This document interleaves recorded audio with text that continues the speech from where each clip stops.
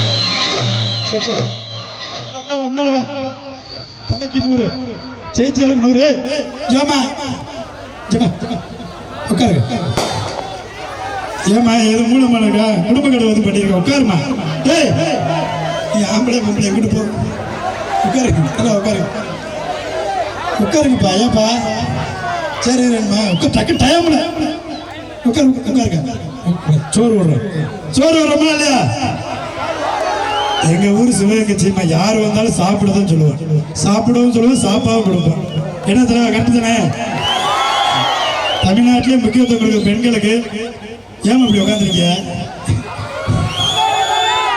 உண்மையிலே சிறப்பாக ஆடி இருக்காங்க 2 பேரும் சிறப்பாக இருக்காங்க கைத்தட்டி உற்சாகப்படுத்துங்க கைத்தட்டி ஆனா அசிங்கப்படுத்துங்க கேவலப்படுத்துங்க அவமானப்படுத்தி விடுவேன் திறமைக்கு பரிசு இந்திய குட்டி ஆட்டுறது கிடையாது ஏமாறக்கூடாது திறமைக்கு தான் பரிசு ஓடுற மாட்டுக்கு தான் காசு ரேட்டு என்ன தலைவா உட்கார்ற மாட்டுக்கு வேலையே கிடையாது தமிழ்நாட்டில் முக்கியத்துவம் பெண்களுக்கு பெண்களுக்கு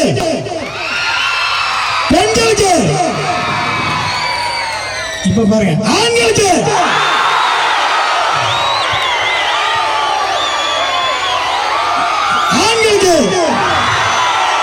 சிவகங்கைக்கு 3 வரலாறு இருக்கு மாமன்னா மருதுவண்டியில் பிறந்த பூமி வேலாச்சியார் பிறந்த பூமி கோயில் வாழ்ந்த இடம் சிவகங்கை சீமை தீர்ப்பு கரெக்டா இருக்கு ஆண்கள்